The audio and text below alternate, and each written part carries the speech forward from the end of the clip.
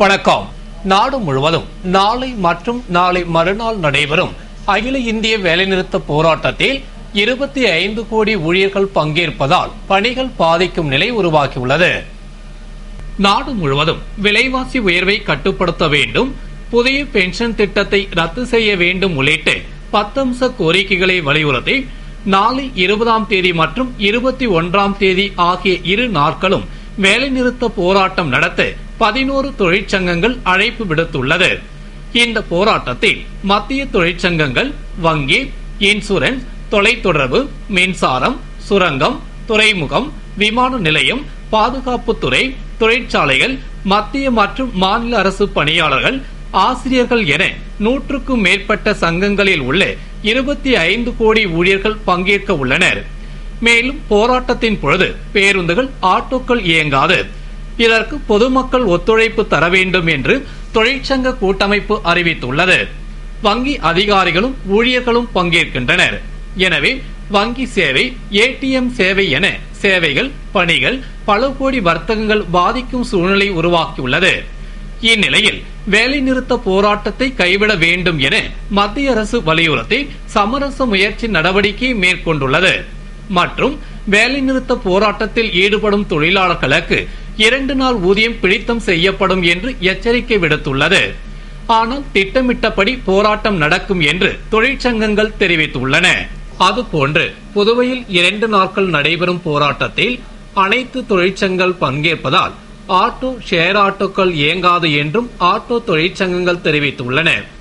மேலும் போராட்டத்தில் அரசு ஊழியர் சங்கங்களின் கூட்டமைப்பு சம்மேளனம், விவசாய தொழிலாளர்கள், சுமை தூக்குவோர் நலசங்கம் உள்ளிட்ட பல சங்கங்கள் ஆதரவு தெரிவித்துள்ளன.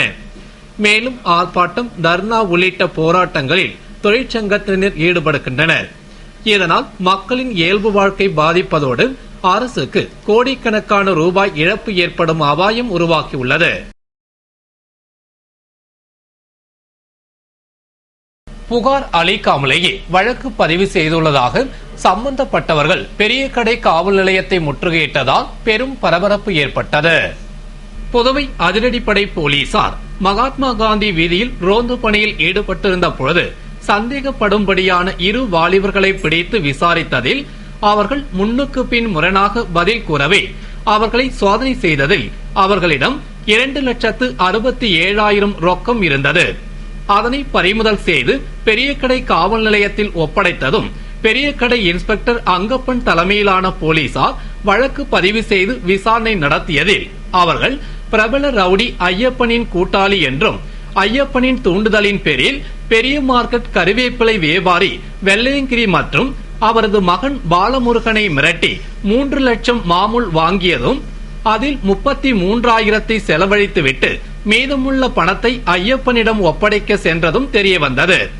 இதனை அடுத்து இருவரையும் கைது செய்து சிறையில் அடைத்த போலீசார் சிறையில் உள்ள ரவுடி ஐயப்பன் மீது வழக்கு பதிவு செய்து போலீசார் தீவிர விசாரணை நடத்தி வரும் நிலையில் வெள்ளையங்கிரியின் மனைவி அனுசுயா மற்றும் மகன் பாலமுருகன் உள்ளிட்ட 20க்கும் மேற்பட்ட உறவினர்கள் போலீசார் பொய்யாக வழக்கு பதிவு செய்துள்ளதாக கூறி பெரிய கடை காவல் நிலையம் சென்று இன்ஸ்பெக்டர் அங்கப்பனை முற்றுகையிட்டனர். இதனால் அங்கு பெரும் பரபரப்பு ஏற்பட்டது. 100 நாள் வேலைக்கு குறைந்த கூலி வழங்கப்படும் என்று அதிகாரிகள் தெரிவித்ததை கண்டித்து திருபுவனையில் பொதுமக்கள் ஆர்ப்பாட்டத்தில் ஈடுபட்டனர். புதுவை திருபுவனை பகுதியில் தேசிய ஊரக வேலைவாய்ப்பு திட்டத்தில் பணிபுரிய அதே பகுதியைச் சேர்ந்த 500க்கும் மேற்பட்டோர் சென்றனர். அவர்களிடம் பொதுப்பணித்துறை அதிகாரிகள் ஏரியை 1.5 அடி ஆழத்திற்கு அகலப்படுத்த வேண்டும் என்றும் கூலியாக 30 ரூபாய் மட்டுமே வழங்கப்படும் என்று கூறியதாகவும், இதனால் அதிர்ச்சியடைந்த மக்கள் 100 நாள் வேலை திட்டத்தில் 130 ரூபாய் கூலி வழங்கப்பட்டது, தற்போது குறைவாக ஏன் கொடுக்கிறீர்கள் என கூறி வாக்குவாதத்தில் ஈடுபட்டனர். அதற்கு பொதுப்பணித்துறை அதிகாரிகள் விருப்பம் இருந்தால் வேலை செய்யும்படியும் இல்லாவிட்டால் வெளியேறும்படியும் கூறியதால் பொதுமக்கள் வேலையை பாதியில் நிறுத்திவிட்டு போராட்டத்தில் ஈடுபட்டனர். தகவலை அறிந்து திருபுவனை போலீசார் விரைந்து வந்து பேச்சுவார்த்தை நடத்தினர். இதில் உடன்பாடு ஏற்பட்டதால் மக்கள் போராட்டத்தை கைவிட்டு கலைந்து சென்றனர். இதனால் அப்பகுதியில் பெரும் பரபரப்பு ஏற்பட்டது. புதுவை மாநில திராவிட முன்னேற்ற கழகத்திற்கு புதியதாக நியமிக்கப்பட்டுள்ள மீனவர் அணி நிர்வாகிகள் மாநில அமைப்பாளர் MA சுப்பிரமணியன் அவர்களை நேரில் சந்தித்து வாழ்த்து பெற்றனர். புதுவை திராவிட முன்னேற்றக் கழக மீனவர் அணிக்கு புதியதாக தேர்ந்தெடுக்கப்பட்ட நிர்வாகிகளான அமைப்பாளர் கோதண்டபாணி, துணை அமைப்பாளர்கள் தனசேகர், தங்கராசு, தணிகாசலம், பாஸ்கர், தேவநாதன், பூபதி, சுந்தர் ஆகியோர் கலைஞர் இல்லத்தில் மாநில அமைப்பாளர் MA சுப்பிரமணியம் அவர்களை நேரில் சந்தித்து பொன்னாடை அணிவித்து கௌரவித்து வாழ்த்து பெற்றனர். அப்பொழுது மாநில மகளிர் அணி அமைப்பாளர் நிர்மலா சுந்தரமூர்த்தி, வழக்கறிஞர் அணி அமைப்பாளர் முத்துவேல், கலை இலக்கிய பேரவை அமைப்பாளர் செந்தில்குமார் மற்றும் நிர்வாகிகள் உடனிருந்தனர். புதுவைக்கு மாநில அந்தஸ்து பெற முதல்வர் அனைத்து கட்சி கூட்டத்தை கூட்ட வேண்டும் என்று பாட்டாளி மக்கள் கட்சி செயற்குழு கூட்டத்தில் தீர்மானிக்கப்பட்டது.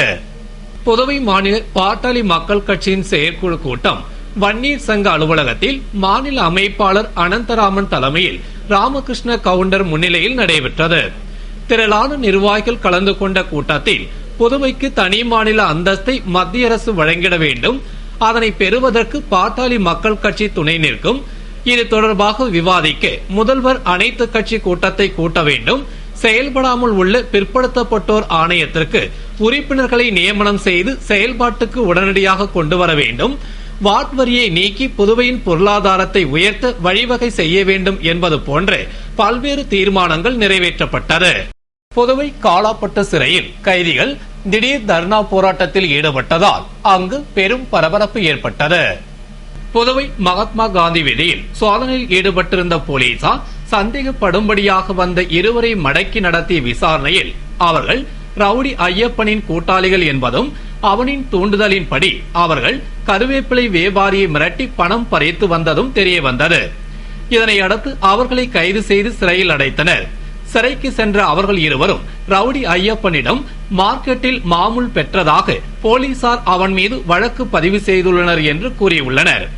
இதனால் ஆத்திரமடைந்த ரவுடி ஐயப்பன் மற்றும் அவனது ஆதரவாளர்கள் சிறையில் உள்ள பொருட்களை அடித்து நுரைக்கி தர்ணா போராட்டத்தில் ஈடுபட்டனர் மற்றும் தற்கொலைக்கு முயன்றனர். அவர்களிடம் சிறை கண்காணிப்பாளர் பேச்சுவார்த்தை நடத்தி அவர்களை சிகிச்சைக்காக மருத்துவமனையில் சேர்த்தனர். இதனால் அங்கு பெரும் பரபரப்பு ஏற்பட்டது.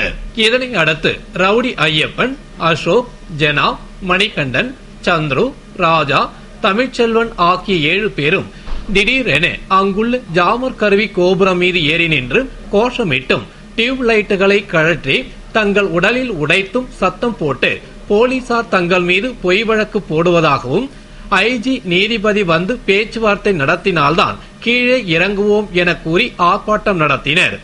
அதில் ரவுடி ஜெனாவிற்கு டியூப்லைட் கீறியதால் ரத்தம் கொட்டியது. உடனே அவனை அரசு பொது மருத்துவமனைக்கு சிறை கண்காணிப்பாளர் அனுப்பினர். இதனால் அங்கு பதற்றம் நிலவுவதால் 50க்கும் மேற்பட்ட IRPN மற்றும் போலீசார் குவிக்கப்பட்டுள்ளனர். புதுவை தேசிய மாணவர் படை சார்பில் லாஸ்பேட்டையில் புகையிலை போதை எதிர்ப்பு விழிப்புணர்வு பேரணி நடைபெற்றது. புதுவை லாஸ்பேட்டை தேசிய மாணவர் படை தலைமையகத்தில் புகையிலை, போதை மற்றும் போக்குவரத்து தொடர்பான விழிப்புணர்வு பேரணி நடைபெற்றது. பேரணியை முகாம் தலைவர் லெப்டினன்ட் கர்னல் ராஜேஷ் குப்தா கொடியசைத்து துவக்கி வைத்தார். பேரணியில் தேசிய மாணவர் படை மாணவர்கள் திரளாக கலந்து கொண்டு புகையிலை, போதை மற்றும் போக்குவரத்து தொடர்பான வாசகங்கள் அடங்கிய அட்டையை ஏந்தி கிழக்கு கடற்கரை சாலை வழியாக விமான தளம் வரை ஊர்வலமாக சென்று மக்களிடையே விழிப்புணர்வை ஏற்படுத்தினர். நிகழ்ச்சியில் கமாண்டர் ஜோசி, அதிகாரிகள் சின்கா, ரோட்னி, சுப்பிரமணியன் உள்ளிட்ட அதிகாரிகள் பலர் கலந்து கொண்டனர். புதுவை சர்க்கிள் ஸ்போர்ட்ஸ் கிளப் சார்பில் அண்ணா திடலில் பிரெஞ்சு இந்திய நல்லுறவு பெத்தாங் போட்டி நடைபெற்றது. புதுவை அண்ணா திடலில் சர்க்கிள் ஸ்போர்ட்ஸ் கிளப் மற்றும் நியூ பெத்தாங் சங்கம் சார்பில் பிரெஞ்சு இந்திய நல்லுறவு பெத்தாங் போட்டி நடைபெற்றது. போட்டியினை நியூ பெத்தாங் சங்க கௌரவ தலைவர் புஷி ஆனந்த் துவக்கி வைத்தார். ஸ்போர்ட்ஸ் கிளப் சிதம்பரம் தலைவர் நெஸ்கோ, செயலாளர் செல்வம் முன்னிலையில் நடைபெற்ற போட்டியில் பிரெஞ்சு நாட்டைச் சேர்ந்த 21 பேரும் புதுவையைச் சேர்ந்த பல்வேறு அணிகளும் கலந்து கொண்டு தங்களது திறமையை வெளிப்படுத்தியது. இதனை வெளிநாட்டு சுற்றுலா பயணிகள், பெத்தாங் விளையாட்டு ரசிகர்கள் மற்றும் பொதுமக்கள் என ஏராளமானோர் கண்டு ரசித்தனர். புதுவை பொறியியல் கல்லூரியில் ENC Info என்ற ஆண்டு இதழ் மற்றும் குறுந்தகடு வெளியீட்டு விழா மின்னணுவியல் மற்றும் தொலைத்தொடர்பு துறை சார்பில் நடைபெற்றது.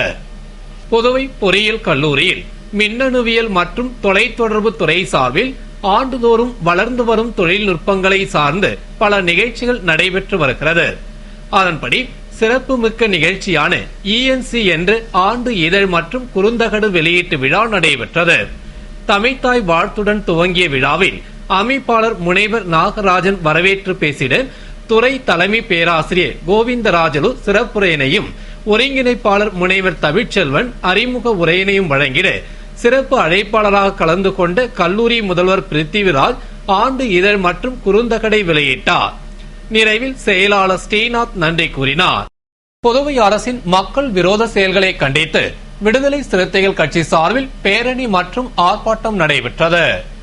புதுவை விடுதலை சிறுத்தைகள் கட்சி சார்பில் தாழ்த்தப்பட்ட மக்களின் பொருளாதார மேம்பாட்டிற்காக மத்திய அரசால் கொண்டுவரப்பட்ட சிறப்பு வாய்ந்த திட்டமான தாழ்த்தப்பட்டோர் துணை நிதி திட்டத்தின் கீழ் மாநில அரசு 400 கோடிக்கு மேல் நிதி ஒதுக்கி அறிவிப்பு வெளியிட்ட போதிலும் அதனை தாழ்த்தப்பட்ட மக்களின் மேம்பாட்டிற்கு செலவு செய்யாமல் அரசு பொது நிதி போன்று செலவு செய்து வருவதை கண்டித்தும் வீடு கட்ட மானியம், இலவச மனைப்பட்டா உள்ளிட்ட பல்வேறு கோரிக்கைகளை வலியுறுத்தியும் கண்டன பேரணி மற்றும் ஆர்ப்பாட்டம் அமைப்பு செயலாளர் பாவாணன் தலைமையில் நடைபெற்றது.